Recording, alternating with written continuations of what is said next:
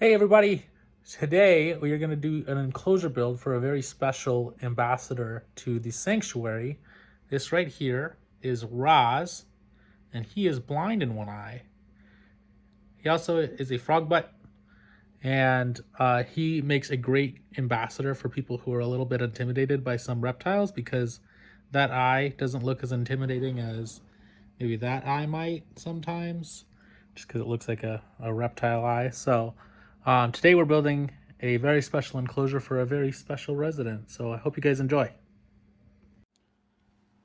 So here we are preparing to make a drainage layer. Now, what this allows us to do is to make sure that plants don't just sit in their own water. Here we're just using rocks and providing a really small drainage layer, but you should, if you're doing a bigger enclosure like this, in my opinion, we should have done a different type of drainage layer medium. And what I mean by that is rocks are heavy. So I would recommend clay balls or any other sort of lighter material, maybe even, I was going to say charcoal, but charcoal won't hold up to weight as well. But Leica or lightweight clay balls are the best thing in my opinion for this. But we're adding soil. We're getting some of those plants ready. We've got a prayer plant we're going to be putting in, just because this will need a lower light level than some plants do, such as like the bromeliad that we put in Monty's enclosure in a previous video. This will be a more low light plant, as well as this mini monstera we're putting in. But especially the prayer plant will need a lower light.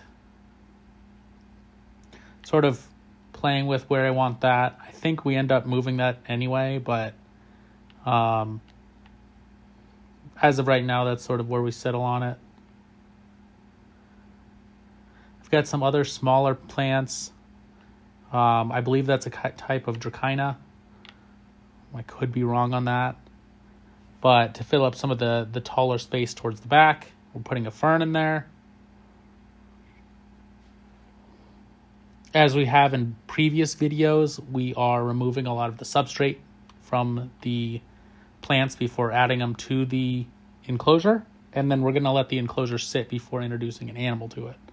So that allows us to make sure that as much as possible is getting removed from the enclosure and it doesn't end up in the animal.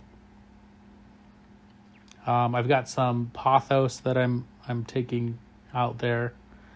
We're going to add quite a bit of that just because we don't have any other big enclosures coming up that we're going to build.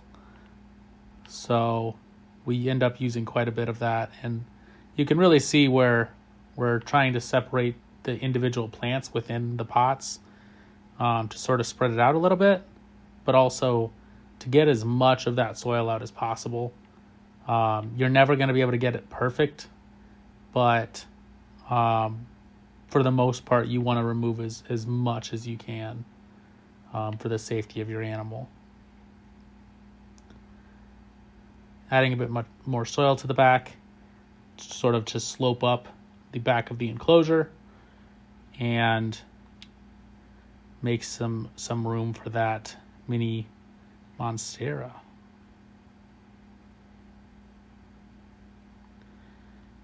And as you build an enclosure, it really has got to take shape as to your liking. So as I'm looking at this, I'm not a huge fan of this prayer plant right in the middle.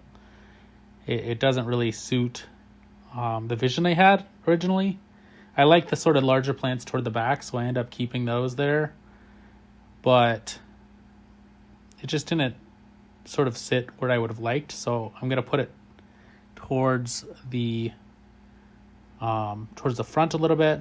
I try to put it back in the same spot. I end up moving it a little bit from there.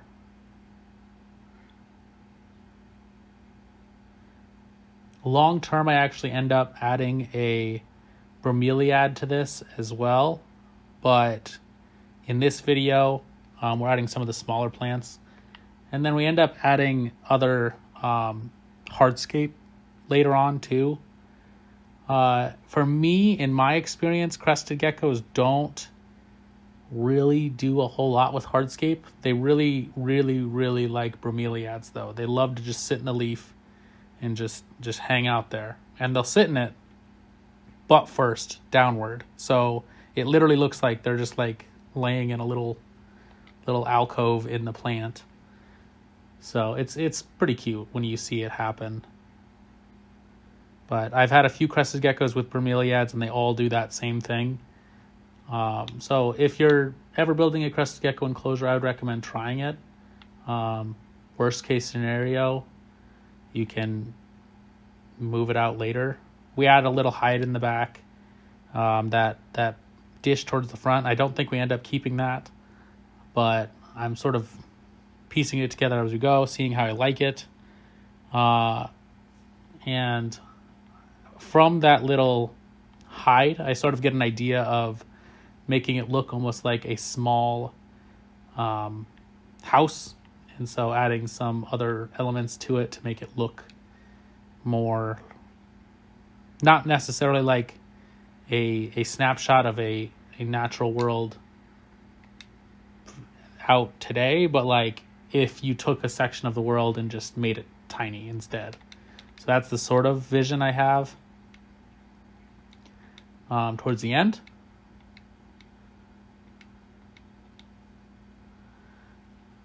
Sort of looking at it from a distance, taking a step back, seeing how I like it. I take out that dish, like I said, added that other hide,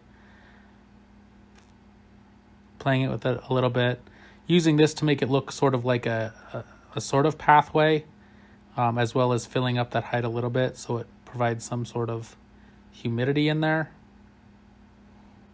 I'm separating some of the pothos to make that pathway from the bottom hide to the top hide look a little bit more straightforward, if that makes sense.